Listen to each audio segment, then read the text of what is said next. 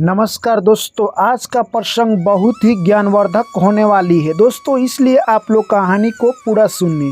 यानी गौ माता ने बताया कि अगर इंसान ये 4 उपाय कर लेता है तो उसके घर कभी भी गरीबी नहीं आएगी, आखिर वो ज़िंदगी भर अमीर बना रहेगा। दोस्तों, आखिर वो कौन से 4 उपाय है जिसको गौ माता ने बताया है। दोस्तों, इस कहानी के माध्यम से समझने का प्रयास करेंगे। जो भी मेरे प्यारे भाई एवं बहन और दर्शकगण पहली बार चैनल पर आए हैं, चैनल को सब्सक्राइब कर लीजिए और नोटिफिकेशन को ऑन कर लीजिए। चलिए दोस्तों, कहानी को शुरू करते हैं। एक प्यारा सा गांव था।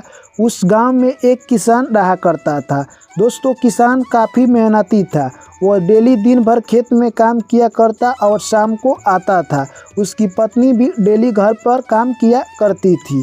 दोस्तों, धीरे धीरे उन लोगों का समय बीत गया और एक दिन कहे तो किसान के घर एक छोटा सा बच्चा जन्म लेता है और वो लड़का था। दोस्तों, किसान काफ़ी खुश था। अब वो चारों ओर मिठाइयाँ बंटवाने लगा। उसके पास जो भी पैसे थे उसी से मिठाई कीनकर चारों तरफ बंटवाता है। दोस्तों, बात यहाँ जाती है कि अब उस लड़के को दूध पिलाने के लिए किसान के पास पैसा नहीं था। किसान सोचने लगा कि अगर मेरे पास पैसा होता तो मैं एक गाय खरीद लेता और गाय जो भी दूध देती उसी से मेरा लड़का दूध पीता। दोस्तों, परंतु उसको पता चलता है कि हमारे गांव में एक यानी साधु बाबा है, उनके पास एक गौ माता है और वो दूध देती है। फिलहाल मैं जाता हूँ और साधु बाबा से बोलूँगा, वो कृपया कर अगर मुझ पर कृपया बरसा दिए तो मैं गौ माता को लेकर आऊँगा और अपने घर उसको अच्छी तरह से खिलाऊँगा और मेरे बच्चे को दूध गौ माता पिलाएगी। दोस्तों, ऐसा वो यानी कहे तो किसान सोचने लगा। किसान सोचकर उस साधु बाबा के पास जाता है और साधु बाबा को नमस्कार करता है।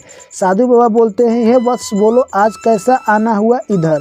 तभी वो किसान कहने लगा कि हे साधु बाबा, आज मेरे घर एक मुन्ना ने जन्म लिया है और मैं चाहता हूं कि आपकी गाय अगर मैं कुछ दिनों के लिए लेकर जाता हूं तो आपकी गाय मेरे बच्चे की यानी कहे तो दूध पिलाएगी, जिससे मेरे बच्चा बहुत जल्दी सयान हो जाएगा। तभी साधु बाबा कहते हैं कि गाय रखने के लिए कुछ नियम और उपाय होते हैं, अगर तुम उनका पालन करोगे तो कुछ दिनों के लिए मैं अपनी गाय तुम्हें दे दूंगा। दोस्तों, किसान बोलता है, ठीक है, आप बताइए क्या नियम है। दोस्तों, तभी साधु बाबा कहते हैं, गौ माता को सबसे पहले उठकर तुम्हें यानी सुबह सुबह उन्हें स्नान कराना होगा और भोजन डेली कराना होगा, जिससे क्या होगा, तुम्हारे घर में सुख शांति और समृद्धि बनी रहेगी। दूसरी बात, गौ माता को डेली टाइम से खाना खिलाना और खाना खिलाकर माता को जरूर प्रणाम करना। तीसरी बात, गौ माता को कभी भी नहीं मारना चाहिए और गौ माता जब तक दूध देती है तभी तक सेवा नहीं करना चाहिए। उनका सेवा अंतिम समय तक करना चाहिए, तुम्हारा यही धर्म है। दोस्तों, यह बात सुनते ही किसान कहता है, ठीक है हे साधु बाबा, मैं ऐसा ही करूँगा। दोस्तों, साधु बाबा उसको गाय दे देते हैं। वो गाय लेकर घर किसान आता है, काफ़ी गाय को अच्छी तरह से खाना खिलाता है और उससे दूध निकालता है और अपने बच्चे को पिला देता है। दोस्तों, ऐसे ही धीरे धीरे समय बीतता गया और गाय कहे तो यानी बिसुक गई, यानी गाय दूध देना छोड़ दी। अब गाय दूध नहीं दे रही थी। किसान काफ़ी गुस्से में आ गया। किसान को पता चलता है कि गाय आज दूध नहीं दी है, तो किसान सोचता है आज नहीं दी है तो कल जरूर देगी। दोस्तों, ऐसे ही करते करते 1-2 माह निकल गए। किसान को समझ आ गया कि गाय अब दूध नहीं देगी। किसान यानी गाय को पकड़ता है और ले जाकर उसे जंगल में छोड़ आता है और पुनः अपने घर आ जाता है। दोस्तों, गाय माता वहीं पर बैठकर रोने लगती है और कहती है, हे भगवान, क्या तूने दुनिया बनाई है।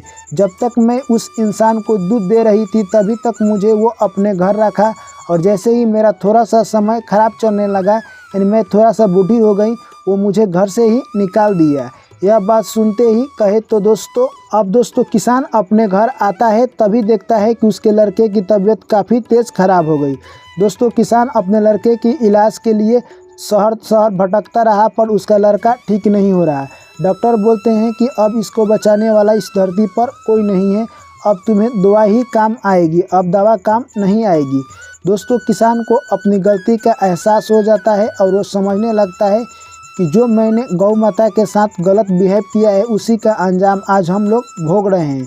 दोस्तों, वो जल्दी जाता है और गौ माता को उस जंगल में ढूंढने लगता है। देखता है कि गौ माता चढ़कर एक पेड़ के नीचे बैठी हुई है। गौ माता को जाता है, वहीं पर क्षमा मांगता है और गौ माता को लेकर पुनः अपने घर आता है।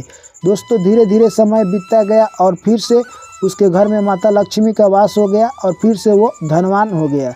तभी दोस्तों गौ माता बोलती है कि मनुष्य अगर ये 4 बात अपनी ज़िंदगी में आजमाता है तो कभी भी वो गरीब नहीं रहेगा। यानी पहला बात, घर को ऐसा आदमी को मालिक बनाए जिसके बाद विवेक हो, न कि ऐसा आदमी को मालिक बना दे जो कि दूसरे के दिमागों से चलता हो और अपना काम स्वयं ना करे और टालने की आदत उसमें हो। ऐसा व्यक्ति को कभी भी घर का मालिक नहीं बनाना चाहिए। और दूसरी बात, कभी भी अपने बुढ़ारी समय में माता पिता का साथ नहीं छोड़ना चाहिए।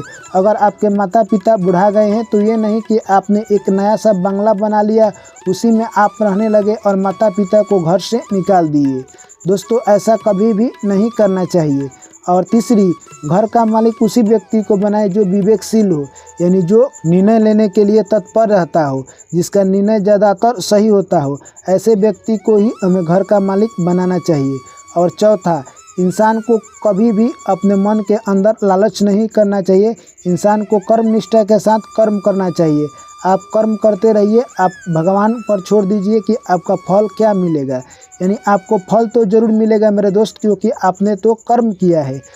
जो भी व्यक्ति इस धरती पर कर्म करता है उसे फल जरूर मिलता है, चाहे वो राजा हो या रंक हो। तो दोस्तों मैं आशा करता हूँ कि ये कहानी आप लोगों को बहुत कुछ सिखा कर जाएगी और आपकी ज़िंदगी में एक छोटा सा बदलाव ज़रूर लाएगी। इस कहानी के बारे में आपकी क्या राय है, अपनी राय कमेंट में लिखकर हमें ज़रूर बताएं। वीडियो को लाइक करें, दोस्तों के साथ शेयर करें। जो भी साथी पहली बार आए हैं चैनल को सब्सक्राइब करें। चलिए दोस्तों, आप लोग से मिलते हैं फिर अगली कहानी में। ऐसे ही प्यार, सपोर्ट और आशीर्वाद अपना बनाए रखें दोस्तों। Thank you, take care, bye bye, जय श्री कृष्ण, राधे राधे।